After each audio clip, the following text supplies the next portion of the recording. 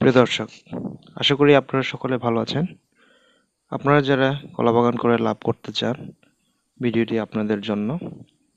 কলা বাগান কম খরচ ও অল্প সময়ে বেশি লাভ করা যায়, তারপরেও আমরা লাভ করতে পারি না। কারণ হলো, আমরা যার কাছ থেকে চারা সংগ্রহ করি সেগুলো থাকে রোগাক্রান্ত গাছ, বা ওই বাগানে রোগাক্রান্ত গাছ ছিল। আর এইসব গাছ আপনার বাগানে থাকলে রোগগুলো পুরো বাগানে ছড়িয়ে পড়বে, যেমন পানামা সিগাটোকা রোগ।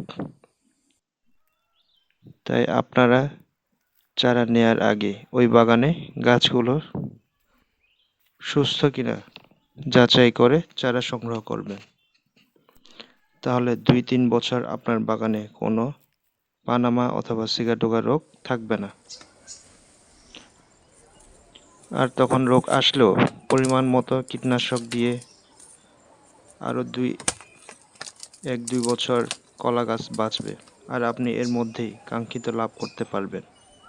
ভিডিওটি ভালো লাগলে লাইক এবং ফলো দিবেন। ধন্যবাদ।